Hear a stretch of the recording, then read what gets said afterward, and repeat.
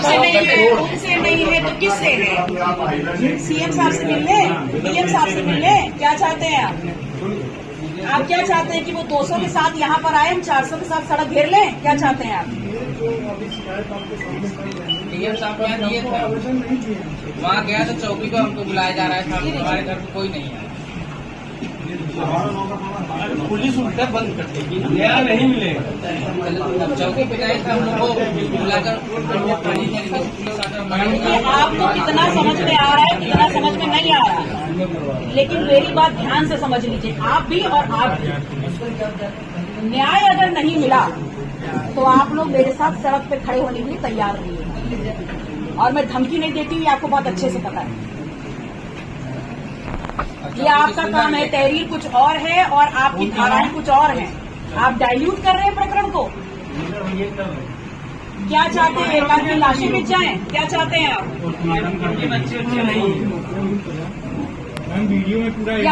यहाँ पर जनप्रतिनिधि आ रहा है जिसके खिलाफ शिकायत है, उसके साथ आपकी पुलिस वहाँ खड़ी होकर गलबैया कर रही है।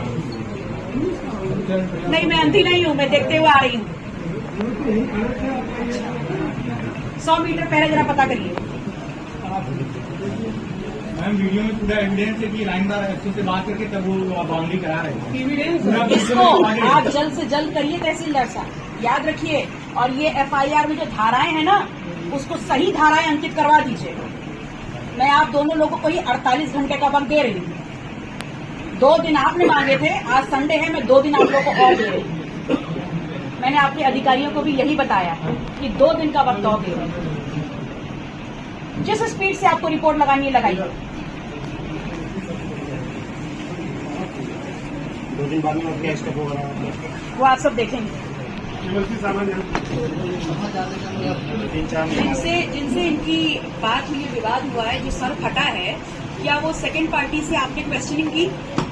उनके पास जो बैनामे है वो 4 बैनामे उन्होंने उस दिन दिखाए थे। हाँ हाँ उन्होंने कब 4 बैनामे दिखाए जी। और उन्होंने कहा कि एक बैनामा हमारे पास है नहीं, वो अपने किसी के पास। तो क्या वो सत्यापित कर देता है कि ये जमीन जिस पे कब्जा कर रहे हैं वो लीगल है? अगर बैनामा उनका बैनामा जो है मैम, उन्होंने किसी से खरीदा है, किसी भूमि के दस्तकार से खरीदा है, तो उनके नाम जब जमीनें थी तभी तो उन्होंने बेचा है उनको। इसी मामले को लेकर के आपका क्रिकेट कोई नहीं करते, आप भी कॉल किए।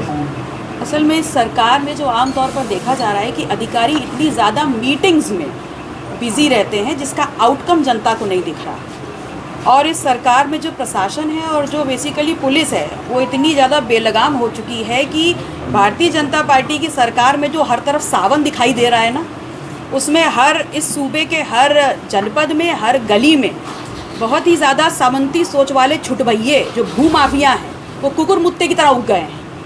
और उनका सिर्फ यही काम है कि पुलिस को अपने कंट्रोल में लेके मैनेज करके सिर्फ लोगों को परेशान करो और उनकी ज़मीनों को हथियाओ।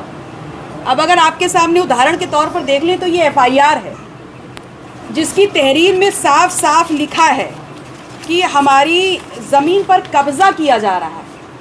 और मेरे बगल में जो बैठे हैं इनके शरीर पर चोटें हैं, स्टिचेस आई हैं, लेकिन जो एफआईआर दर्ज हुई है वो इसलिए दर्ज हुई है कि मामूली चोटें हैं और अशांति भंग ना हो, इसलिए एफआईआर दर्ज करी गई है।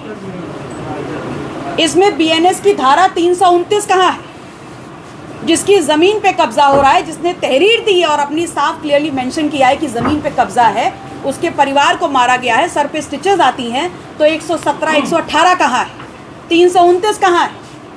और सबसे बड़ी बात, जवाबदेही किसकी है? यहाँ पर किसी की ज़मीन कब्जा की जाती है और एसओ खड़े होकर बोलता है कि एसडीएम साहब के ऑर्डर पर हो रहा है, और एसडीएम साहब बोल रहे हैं कि मैं हाई कोर्ट में था इसलिए मेरा फ़ोन नहीं उठ रहा था। वो ऑर्डर कहाँ है?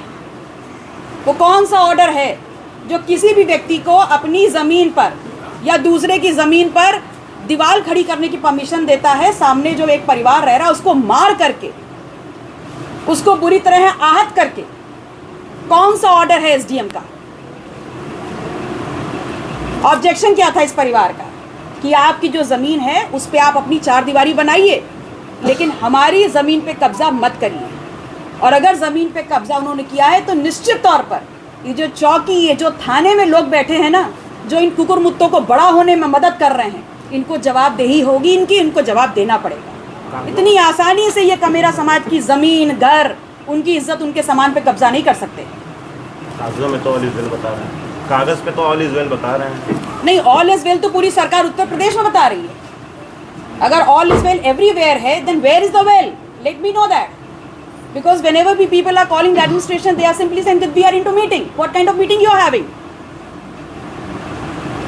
और आप लोग के माध्यम से ये भी कहना चाहूंगी, माननीय एसपी महोदय, आपका ये प्रोटोकॉल है और आपकी ये जिम्मेदारी है कि अगर जनप्रतिनिधि आपको कॉल करे और आप कहीं बिजी हैं तो आप 5 मिनट में रिवर्ट करें।